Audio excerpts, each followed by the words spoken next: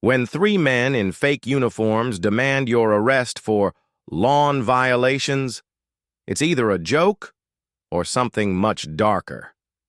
Jason Cole had just moved into the quiet, picture-perfect neighborhood of Redwood Pines. Tree-lined streets, pristine. Sidewalks and the illusion of peace made it seem like a dream come true. To everyone else, Jason was just another quiet guy with a dog, a clean truck, and no friends in town yet. But what the neighbors didn't know was that Jason wasn't your average homeowner. He was a decorated FBI field agent recently assigned to a covert division, laying low for reasons no one could ever guess. It was a Saturday morning when it all began. Jason was sipping his coffee, watching his dog chase birds across the lawn, when there was a sudden loud knock on his door. Three men stood outside wearing navy blue uniforms marked HOA Police in bold yellow lettering. One of them even had a fake badge clipped to his chest. Jason raised an eyebrow. "Jason Cole?" the man in the middle barked. "Yes?" Jason replied calmly. "You are in violation of Article 14B, Section 9. Overgrown grass, offensive outdoor decor, and failure to comply with HOA landscaping guidelines. You're being placed under HOA arrest." Jason blinked. He almost laughed. "HOA arrest? You can't be serious." The tallest man stepped forward, pulling out a pair of plastic zip ties. "You think we're playing games? We take community violations seriously. You've ignored warnings. Step outside, now." Jason's expression shifted from amused to alert. Not because he was afraid, but because this was no prank. These men were impersonating law enforcement on private property and making threats. He looked down at the patch on their sleeve. Neighborhood Enforcement Division. Totally fake.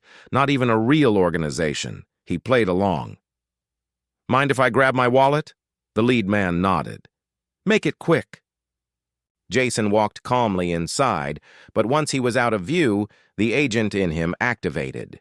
He flipped open a hidden panel in his bookshelf and retrieved a concealed Glock and his real FBI badge. By the time he returned, he was no longer Jason the friendly neighbor. He was Special Agent Cole. "All right," he said, stepping outside with controlled authority. "Let's talk about your little operation."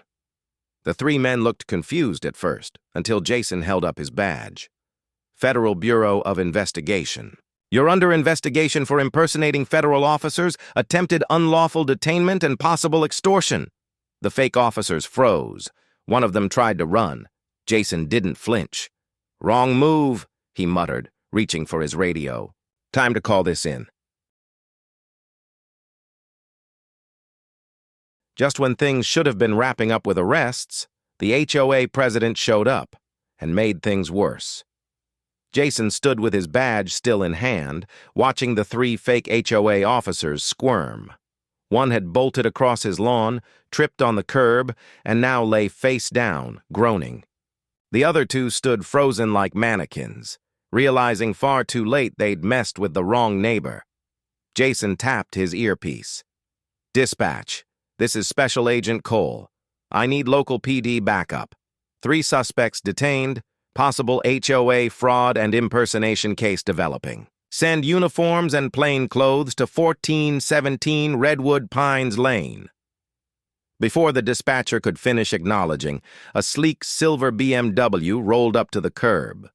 Out stepped a woman in her mid-50s, perfectly styled hair, clipboard in hand, and an overconfident stride. Her name tag read, Margaret Linton, HOA President. She didn't look surprised to see what was happening. In fact, she looked amused. "Well, well," she said cheerfully. "What's all this, Mr. Cole? A bit dramatic for some lawn clippings, don't you think?" Jason narrowed his eyes. "Are you aware that these men just attempted to place me under a fake arrest?" Margaret chuckled. "They're part of our neighborhood enforcement team. We recently approved a community patrol unit under emergency HOA authority. A bit unorthodox, yes, but necessary. Some of our residents don't respond well to warnings." Jason stepped forward. You don't have the legal authority to detain anyone, and certainly not to impersonate officers of the law." "They weren't impersonating anyone," Margaret said quickly, her smile tight. "They're volunteers, doing their civic duty to protect property values." "By zip-tying residents on their own lawns?" Jason's voice was low, sharp. "That's not civic duty. That's criminal impersonation and attempted unlawful detainment." Margaret's eyes flicked toward the two standing men. "Boys, maybe it's time to go. Mr. Cole seems a bit sensitive." Jason stepped between them. "Nobody's going anywhere." Sirens wailed in the distance. The local police were on their way. Margaret's smile faded. "This could have been handled quietly, Jason. You made it loud when you sent men with fake badges to my door," he said. "Now it's going to get louder." She looked like she wanted to say something else, but the sound of tires crunching on gravel cut her off. Two squad cars pulled up, lights flashing. Officers stepped out, hands on their belts, already surveying the scene. Jason raised a hand calmly. "I'll brief you." As he approached the officers, Margaret pulled out her phone and began rapidly texting. Jason noticed. He didn't like that. "Something tells me this goes deeper than just a few HOA volunteers," he muttered to himself. Jason expected backup. Instead, the police started treating him like the problem. And that's when he realized Margaret wasn't just some HOA president. Officer Riley was first on scene, a tall man with mirrored sunglasses and a clipboard in hand. He listened to Jason's explanation quietly, nodding occasionally, his partner standing silently behind him. Jason provided everything: names, fake, the plastic zip ties, photos of the uniforms, even the recorded audio from his indoor surveillance, Mike. But the more he talked, the more he noticed Riley's tone shifting. "You say you're FBI?" Riley finally said, looking down at Jason's badge again. "But your address here doesn't match any bureau residence filings." "I'm undercover," Jason replied calmly, "temporarily reassigned.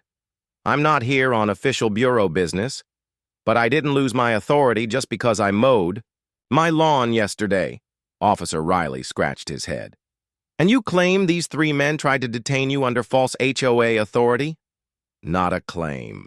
A fact," Jason said, gesturing to the zip ties still lying on the lawn. That's when Margaret sauntered back over, her phone mysteriously gone. "Officers," she said sweetly, "I just spoke with Councilman Holloway. He's aware of our neighborhood enforcement initiative. These young men may have been a little enthusiastic, but they certainly didn't mean to impersonate real officers. This seems like a misunderstanding, perhaps fueled by someone's need to feel powerful." Jason turned sharply. "Are you seriously accusing me of fabricating this?" Margaret smiled. "You are a new resident. No one here really knows you, and your FBI story seems a bit convenient." Officer Riley's partner stepped forward.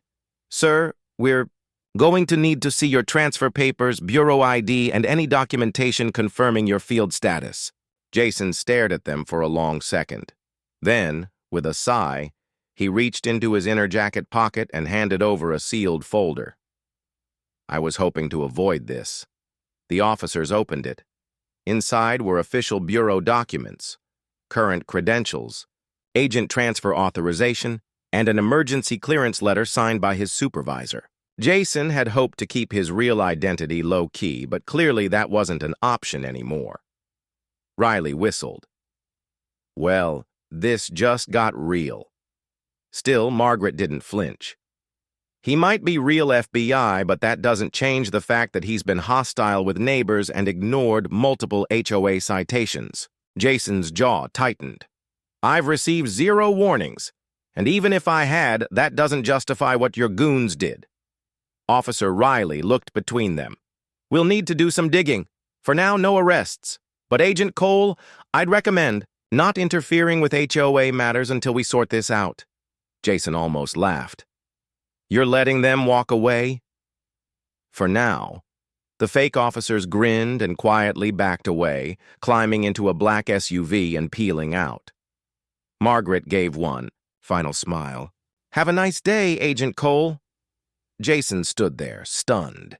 He'd been ambushed, then gaslit, and now stonewalled. This wasn't just HOA pettiness. This was corruption, and he had a feeling it went a lot higher than a retired woman with a clipboard. Jason digs deeper and uncovers a financial trail, but the real shock is who's helping fund the fake HOA police. Jason didn't waste time. The moment the local cops drove off and the fake enforcers disappeared, he headed straight to his office. The blinds were drawn, his security system armed. He opened his laptop and launched into bureau-grade investigative mode. If Margaret wanted to play the official channels game, he'd show her how deep those channels ran. He started by digging into the Redwood Pines HOA charter. On the surface, it was all boilerplate: landscaping regulations, quiet hours, pet limits. But buried in the PDFs were amendments, handwritten and poorly scanned, granting discretionary enforcement powers to a special committee. The committee had no listed members. Next, he checked the HOA's finances. This is where things got interesting. Jason found a digital ledger embedded in the HOA's internal website, accessible only through an outdated admin login, which conveniently was still Admin 123. Inside were records of dues, maintenance budgets, and then a flagged line item labeled Neighborhood Safety Initiative. Over $200,000 had been funneled into it in just the last year, and it wasn't being spent on security cameras or community patrol cars. It was being used to purchase uniform, materials, enforcement gear, and legal buffers. Jason stared at the payments, noting the vendors. One name popped up multiple times: Delta Core Consulting, a private security firm with a long history of shady dealings. One that had been under FBI scrutiny for providing unlicensed security forces to gated communities. Jason leaned back in his chair. Margaret hadn't just formed a little HOA patrol. She'd hired a corporate militia and masked it with clipboards and fake citations. But who funds something like this? Who protects it? He searched deeper into Delta Core's ownership and found a name that nearly made him drop his coffee. Councilman Thomas Holloway, the same man Margaret had smugly referenced earlier. It all made sense now. Margaret and Holloway had built a puppet security network disguised as an HOA to exert control, crush resistance, and probably funnel money in the process. Jason being FBI was never the issue. It was that he wasn't under their thumb. Just as he began compiling a file for internal reporting, his motion alerts triggered. Someone was at his front door. Jason checked the camera. It was a teenager, maybe 16, nervous, looking over his shoulder. Jason opened the door slowly. The boy swallowed hard. "Are you the FBI guy?" Jason didn't answer. I live down the street. My dad was part of the HOA. He tried to speak out last year. We haven't heard from him in weeks. They said he moved." Jason's stomach dropped. Something told him that man didn't just move. Jason learns his new neighborhood has a dark secret. Residents who challenged the HOA either disappeared or were forced out. Jason invited the teenager inside, carefully locking the door behind them. The boy stood near the entryway, clutching. His phone like a lifeline. His eyes kept darting to the windows. "I'm Nate," he finally said. "My dad's name was Eric Travers. He used to be on the HOA board until he started asking questions. About the money. About the patrols. Then he was just gone." Jason frowned. "You said was. What do you mean?" Nate hesitated, then pulled up a text thread on his phone. The last message from his father was nearly 3 weeks old. Before that, the messages were constant. Funny memes, check-ins, reminders to walk the dog. Then suddenly, nothing. They said he took a job out of state, just up and left, but he wouldn't leave me. Or my mom. We were supposed to go to a baseball game the next day. Jason leaned forward. Did you report it? My mom tried, but the police said there was no sign of foul play, and the HOA gave them a signed letter from my dad saying he left willingly, but it wasn't his signature. I know it wasn't. I compared it to his real handwriting. They faked it. Jason's mind was racing. This wasn't just extortion or impersonation. It was full-blown suppression, possibly even abduction. And it was happening under the nose of local authorities, masked behind HOA bylaws and civic enforcement. He handed Nate a glass of water. Does your mom know you're here? She's scared. She pretends everything's fine, but I see her crying at night. She won't talk about it. She keeps saying not to ask questions. Jason nodded slowly. Okay. Listen carefully.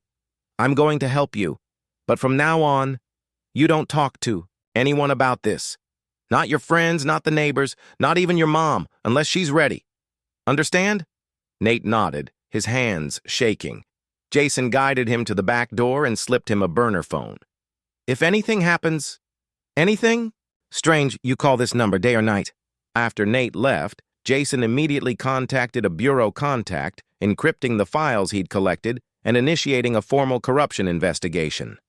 He labeled it Redwood Ops, but as he began drafting the report, his phone buzzed. A message. Unknown. Number. Back off. You don't know what you're stepping into. We're watching. Attached was a photo, taken just minutes ago, of Jason standing at his front door with Nate. Jason's blood went cold. They weren't just watching him. They were close, and they were ready to silence anyone who got too curious. Jason Leah. Jason lures the fake HOA patrol into making a move, but what he uncovers is bigger than he ever expected. Jason didn't sleep that night, not because he couldn't, but because he knew the moment he let his guard down, someone would come. They already knew about Nate. They had eyes on his house. The question wasn't if they'd strike. It was when. So he used that. The next morning, Jason stepped outside with a clear intent, to act vulnerable. He mowed his lawn, rearranged, patio furniture, even left his front door slightly ajar. All signs that maybe the FBI guy was starting to settle in. He wanted them to think they'd shaken him. But what they didn't know was that inside, Jason had installed hidden cameras, set up silent alarms, and activated a surveillance drone that hovered just beyond view. By mid-afternoon, it worked. A black SUV rolled past his driveway. Then again, 15 minutes later, and then parked half a block down. 3 of the same enforcement officers from before stepped out. No uniforms this time, just hoodies and clipboards. Jason left his door open on purpose and disappeared into the hallway.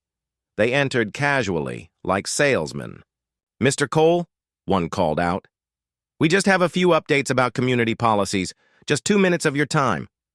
Jason watched through the camera feed. The first man approached the hallway, then stopped. He saw the barrel of Jason's gun pointed straight at him. "Hands where I can see them," Jason said calmly, stepping forward, badge on full display. "Federal agent, this is a sting." Before the fake officer could even raise his hands, red and blue lights flooded the room.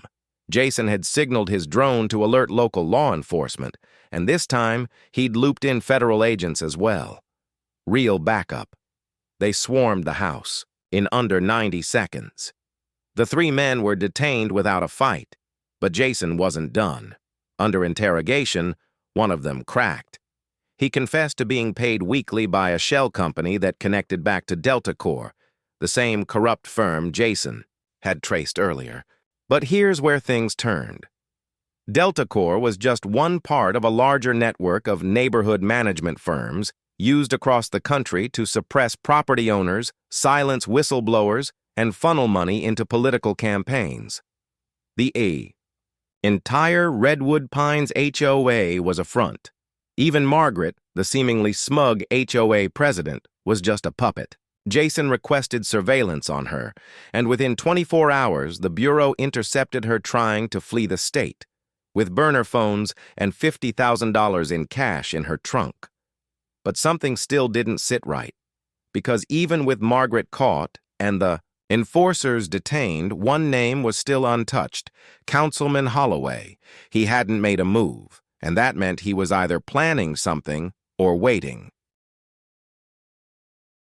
Jason finally confronts Councilman Holloway, but the truth he uncovers changes everything he thought he knew about the neighborhood and himself. Jason arrived at the city council building just after sunrise. No backup, no cameras, no badge on display. He wasn't here to arrest anyone. Yet, he was here to confront the man pulling the strings. Councilman Thomas Holloway had served for over a decade, built his reputation on neighborhood stability and civic pride. On the surface, he was squeaky clean. But Jason had traced enough of the money trail to see through the shine. The receptionist tried to wave him off. "The councilman isn't seeing visitors today." Jason didn't slow down. "He'll see me." Holloway was in his office, reading a newspaper like it was any other Thursday. He didn't even look up. "Special Agent Cole," he said calmly. "You know, for someone who's supposed to be quiet, you sure make a lot of noise." Jason shut the door behind him. "3 of your men are in custody." Margaret flipped. "Your little safety initiative is over." Holloway folded the paper. "Is it?" Jason tossed a flash drive on the desk. "Everything I've got. The shell companies, the fake patrols, the intimidation, the signatures, the slush fund." "You're done?" The councilman chuckled. "That's cute. You think this started with me?" Jason narrowed his eyes. Holloway leaned back in his chair. "I'm not the mastermind, Agent. I'm just efficient. Redwood Pines is one of hundreds of neighborhoods running these programs. Quiet communities with compliant residents. Do you know how much money there is in fear?